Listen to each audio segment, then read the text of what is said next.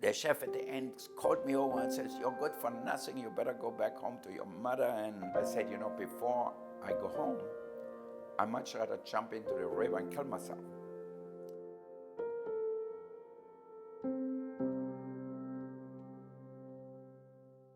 I grew up in Austria, in the countryside, totally in the countryside. We didn't even have a street name. It was just 2 farmers and 2 or 3 houses. So I grew up really poor. We had meat once a week, maybe on Sunday for lunch. I had a stepfather who was really crazy, always drunk, and he used to beat us up and anything. I remember we had the forest next to us, and if I didn't bring home the right reports from school, he said, "Okay, pick your own stick so I can hit you."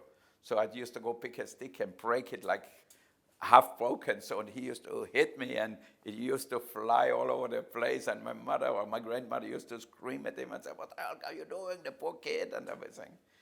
So, and he always told me I was good for nothing. So I couldn't wait to leave my home. I liked pastries and so forth, so I said, maybe I'm just gonna cook.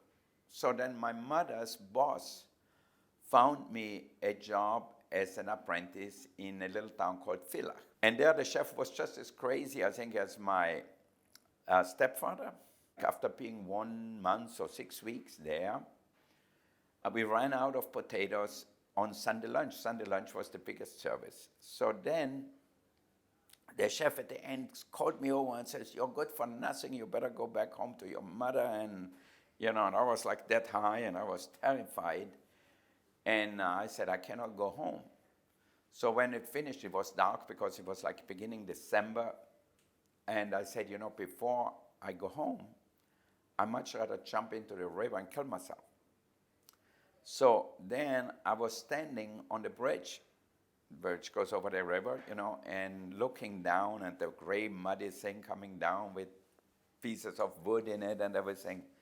And I looked and I said, should I jump? And I was thinking, what will happen after? We are going to go to heaven or to hell, or what will happen? And after thinking, about an hour or so later, I said, maybe I'm just going to go back tomorrow and see what happened. The only thing, I did not want to come home because my stepfather said, in a month you're going to be home again and ask me for money, and, because you're good for nothing. So I said, that's the last thing I want to do is go home. So then I went back the next day. The chef comes down in the cellar and sees me and starts screaming, "What you're doing here? I fired you a while ago," and goes on and on. He grabbed me, and I just dug my heel, and then I said, I'm not leaving. And then he didn't know what to do, so he called the owner of the hotel. And then the owner said, "Okay, let's try, maybe you go to our other hotel." They had another hotel, a small hotel in town with a little restaurant in the hotel too and everything. So I started to work there, and then it started to get a little bit better. About 3 years, when I finished the apprenticeship, we had a French restaurant doing a week, a gastronomic week there from Dijon, a restaurant called Trois Faisons. And they cooked, and I was so fascinated. They were making pâtés en croûte. They were cooking beef in red wine and used bottles of red wine and reduced it and cooked it. I said, wow, this is amazing. Over there, the chef only drank the wine. He didn't cook with it. And so then I said, I want to go to France. So then they accepted me to be a stagiaire there in Dijon. And I worked, and it was hard at the beginning. I didn't speak the language and so forth. But it took a few months. Then I started to read the French newspaper, and I started to understand more and more. I understood the kitchen French. I remember I took out a girl one time, and I thought I spoke French, but I only could talk about the kitchen, about the carrots, the potatoes, the ladle, or what that all means, but I could not do a conversation. So I had to take the girl to the movies because it was impossible.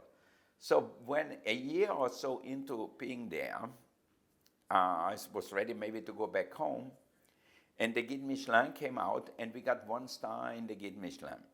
And then I looked through the Guide Michelin, and I saw there were 2-star and 3-star restaurants. So then I said, oh my God, I cannot go back to Austria now. I want to go and work in a 2- or 3-star restaurant. And the first one who accepted me was Raymond Tuillier at Beaumanière. And there it was really for the first time where I really thought, this is different. The way Raymond Tuillier cooked was totally different. He didn't cook from a cookbook. The ingredients were amazing. And he had this passion. I remember bringing Picasso into the kitchen. I remember the Queen of England came to the restaurant, and Elizabeth Taylor and all these, famous people. When they were in South France, they used to come. And then I said, wow, not only the food is amazing, but he's so passionate, and he had all these famous people come. I said, I want to be like him. I want to open one day my restaurant. I want to own my own business. And I want to be like Raymond Tuillier. So he was really my mentor. I stayed 2.5 years at Beaumanière. And then I went to La Réserve in Beaulieu. And then I went to l'Hôtel de Paris in Monaco. And then I ended up at Maxim's in Paris. When I worked at Maxim's, I got an offer to come to America, to New York. So I went to New York. So after getting my green card, after 1 year I got my green card, then I moved to Los Angeles. I started at Ma Maison. And Ma Maison at that time was doing terrible. And I remember the first paycheck I got, I went to the bank, it bounced. I want to be in charge of my own destiny, So then in 1981, I found this place up on Sunset. It was terrible at that time, Sunset. There were hookers all over the boulevard and everything. But it was cheap. The rent was very cheap. So I said, okay, we take that. And so I bought the place in 81. My then girlfriend, Barbara, who became my wife later on, she designed the inside. I told her I want a kitchen in the dining room. For the customers, it was an amazing experience because they never saw a thing like that. Have the chef and all the chefs cooking right in front of them. It was like a stage, like theater. And we had this amazing stage light coming down and it was lit up. So it was really an exciting time. And I could see everybody coming to the restaurant. If it was the king of Sweden or the president or all the movie people, they all used to come in. Sylvester Stallone, or if it was Elizabeth Taylor from the older one, or the younger one like Michael Jackson or Madonna, or they all lived there. So they all came to the restaurant. Warren Beatty and all these guys, I'm still friendly with them. Sidney Poitier, who is the godfather of my kids. So I think they all used to come to the restaurant. And to me, I wasn't really so impressed. I said, some of them are doing an amazing job in acting and everything, but it's just another profession. Most of the people were like, oh, it's an actor, an actress, oh my God. I said, okay, no big deal. I still know Kardashian's parents. Well, her father died of cancer, and the mother, Kris, is like their manager. And I remember when they used to come to Spago in the 80s, and they were like that high, and they used to be at the kitchen counter and I used to make them a Mickey Mouse pizza, a round pizza, and I made 2 ears, and so it looked like Mickey Mouse. And I said, oh, can you make me a Mickey Mouse pizza? So I sent them Mickey Mouse pizza because they were little kids, so they were not the only ones I used to send them to. So it was interesting to see them growing up and all of a sudden becoming this internet phenomena, And I remember when I saw Kim at one of our restaurants, that was quite a few years ago already, and she had a big Bentley. And I said, Kimmy, what happened to you now? I used to make Mickey Mouse pizzas for you. Now you drive a big Bentley. And she had the big tires on and everything all decked out. So certainly changed a lot. We always used to do an Oscar party at Spago. There was this agent, Swifty Lazar. He was very famous then. And he did the Oscar party at Spago. And everybody came, the old people, the new people. You had Jimmy Stewart and Cary Grant and Elizabeth Taylor and Paul Newman. Then the young ones were like Madonna and Michael Jackson and Sean Penn. And, so they were at that time like 25, 30 years old. So he did the party, and it was we got amazing publicity because of it. The Academy was always jealous of Swifty Lazar and the party we had at Spago. So then they came to me and said, Wolfgang, how about if you do our big dinner after the award show? And I said, okay, that would be interesting. We didn't do a lot of catering, and that was already a party for 1,500 people. So we started it, and it was the first time really where everybody sat down, everybody ate. Before people walked through, it was always empty. They came to Spago right after the show, at least the big stars. So, and then since then, we do it now for 25 years already, every year.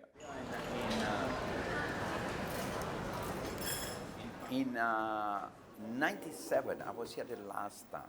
And then we actually got the opportunity at one point to open a restaurant here at the Four Seasons. But some of the people I knew, I talked to them about Hong Kong, they said, no, everything is going to Shanghai now and Hong Kong is on its way down. So I said, well, then I don't gonna go there. Now, finally, we decided to expand here, and hopefully we are looking also for one of our upscale restaurants to do a cut or a Spago here. We'll see if we find a place. But I think the first step was the airport. So we were very excited. So finally I have a reason to come here and enjoy great food, and hopefully we continue to grow. I think Hong Kong really, to me, has the best Chinese food in that whole part of the world. You know, I really still remember restaurants like over at the Regent when they had Lai Chin Hen. I remember a restaurant called Fu Cla Moon. I mean, there were so many good places. I remember I went to Beijing 2 years ago and tried to find a Peking duck, and I said, no, nothing is as good as the Peking duck I had here in Hong Kong. So to me, Hong Kong is a great food city. You know, obviously, they have all the Cantonese food and all the fresh live seafood, so on. So I think it's very exciting. It's one of the great food cities in the world. You know, I look sometimes back and I said, why me? I thought there were a lot of cooks who were pretty good too, you know. I wasn't the only one. How come I choose that way, and then I look back and say, wow, where did I come from? From this tiny little village, you know, and then look where I am now. How did it happen really? And why did it happen? Is there really somebody up there who guides us or something? Sometimes I like, especially when I went home this time and I was sitting there looking out, and I said, when I was a kid, the sun went down behind the mountains, and I said, I wonder what is behind where the sun goes down. You know, I had no idea.